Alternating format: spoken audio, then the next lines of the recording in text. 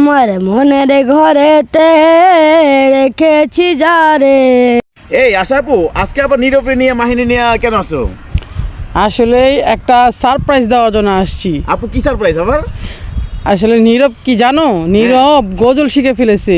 বাহ, তাইলে তো অবশ্যই তোমার বলতে হয়, এটা তাই শুনতে হয়। হ্যাঁ, এটা আসলে আমি তো ওর মুখে যখন শুনলাম, তাও আমাকে যে এত ভালো লাগছে, মানে এটা বলার মতো না। এত সুন্দর গজল বললো নীরবে, মানে ওর গানের কণ্ঠের স্বর তো অনেক সুন্দর, সবাই জানেন। হ্যাঁ হ্যাঁ হ্যাঁ। কিন্তু ও যে গজলটা বলছে মাহিনের কাছ থেকে ও শিখছে, শেখার পরে যখন আমার কাছে শোনাইলো, আমার মনে হলো যে অবশ্যই অবশ্যই আমি এটা দর্শকের মাঝে এটা তুলে ধরবো, না হলে আমার মনটা ভালো লাগতেছে না। আপু তাহলে মানে নীরব গান ছেড়ে কি কি গজল কি টেনে দিচ্ছে আপু? অবশ্যই ও যত গজল কি শিখেল আপু? ওকে মাহিন শিখাইছে, আর আমার সাথে যত আছে অবশ্যই এখন নতুন কিছু দেখতে পারবো। হয়তো গাহান এখনকার ব্যাক সাইড পড়ে যাবে, কিন্তু ও আরও অনেক কিছু আপনাদের মাঝে হয়তো দেখতে পারবেন ইনশাল্লাহ, যদি আল্লাহ তাআলা চাই তাহলে। আর অবশ্যই আপনারা সাথে থাকতে হবে, তাহলে তো দেখতে পারবেন। দর্শক বলে দাও তাহলে গাইস, তাহলে সবাই অবশ্যই নীরবের যে চমক নতুন গজল আসছে, অবশ্যই আপনার এই ভিডিওটি অবশ্যই দেখবেন। হ্যাঁ, অবশ্যই অবশ্যই সবাই দেখবেন। আর কি কারণে নীরবের মুখ থেকেই শুনেন যে কার কাছ থেকে শিখছে। তো নীরব, তোমাকে এই গজলটা কে শিখাইছে? মাইন শিখাইছে। ও, তে তুমি কি গজলটা সুন্দর করে বলতে পারবা ইনশাল্লাহ? ইনশাল্লাহ আমি পারবো। তে বলো দেখি, তুমি কি গজল শোনাতে চাচ্ছ? মনের ঘরেতে রেখেছি যারে, দু জাহানের বাদশা নবী কামলিওয়ালা রে। আমার মনের ঘরেতে রেখেছি যারে, দু জাহানের বাদশা নবী কামলিওয়ালা রে। আমার দয়াল নবী রে, আমার মায়ার নবী রে, আমার দয়াল নবী রে, আমার মায়ার নবী রে।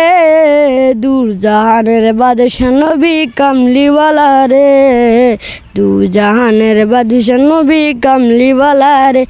আমার মনের ঘরেতে রেখেছি যারে, দু জাহানের বাদশা নবী কামলিওয়ালা রে, দু জাহানের বাদশা নবী কামলিওয়ালা রে।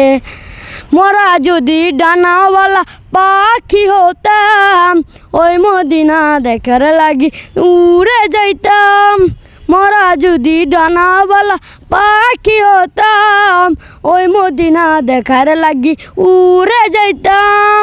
হৃদয় জুড়ে দেখতাম আমি, হৃদয় জুড়ে দেখলাম আমি নয়ন ভরে, দু জাহানের বাদশা নবী কামলিওয়ালা রে, দু জাহানের বাদশা নবী কামলিওয়ালা রে। আদি পিতা আদম যখন মুসিবতে পড়ে, মুদার নবী উসিলাতে আল্লাহ কবুল করে। আদি পিতা আদম যখন মুসিবতে পড়ে, মুদার নবী উসিলাতে আল্লাহ কবুল করে। সাফায়াতে দুই নামাজে, সাফায়াতে দুই রাকাতে দেখা দিও রে, দু জাহানে বাদশা নবী কামলিওয়ালা রে, দু জাহানে বাদশা নবী কামলিওয়ালা রে। আমার মনের ঘরেতে রেখেছি যারে, দু জাহানে বাদশা নবী কামলিওয়ালা রে, দু জাহানে বাদশা নবী কামলিওয়ালা রে। যাক, ও খুব সুন্দর একটা গজল বললো, আর শেষে একটু ঘাবড়ে গেছিল, কিন্তু তারপরেও বলছে যাক খুব সুন্দর হয়েছে, এটা বলার মতো না। তো দেখি মাহিন কি বলতে চায়, মাহিনও আসছে, দেখি মাহিন কি বলতে চাই। যে মাহিন, তুমি আজকে কি বলতে চাও? আমি একটা কুরআন তেলাওয়াত বলতে চাই। তো বলো, শুরু করো, দেখি কি কুরআন তেলাওয়াত আমাদের মাঝে শোনাবা। أعوذ بالله من الشيطان الرجيم. بسم الله الرحمن الرحيم.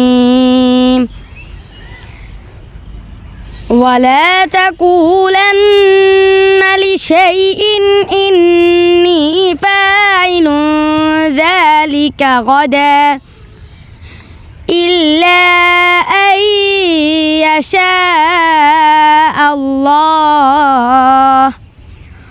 واذكر ربك إذا نسيت وقل عسى أن يهديني ربي لأقرب من هذا رشدا. ولبثوا في كهفهم 300 سنين وازدادوا 9 قل الله أعلم بما لبثوا صدق الله العظيم অবশ্যই আমাদের খুদে বন্ধুদের অনেক মন মুগ্ধকর গজল আর কোরআন তেলাওয়াত শুনে মনটা ভরে গেল। আপু আমি এদের দুজনের গজল এবং মানে কোরআন তেলাওয়াত শুনে মানে আমি যে ক্যামেরা ধরে আছি তা তো আমি মানে মানে আত্মহারা হয়ে গেছি। মানে আমি অবশ্যই। ধন্য আপু তোমার সাথে থেকে, মানে এরকম বাচ্চাদের যে আমি দেখবো বা তোমার এরকম এত সুন্দর সুন্দর ভিডিও করবে আমি ভাবতে পারিনি আপু। আমি তোমার সাথে সারা জীবন থাকবো আপু, ইনশাল্লাহ, এই আল্লাহ দানগুলো। তাআলা যদি চাই। আর অবশ্যই সবাই দেখবেন আশা করি, কি কারণে এই বাচ্চাগুলো অনেক আশা নিয়ে আপনাদের মাঝে এসে কোরআন তেলাওয়াত করে, প্লাস আপনাদের ভালোবাসা চাই।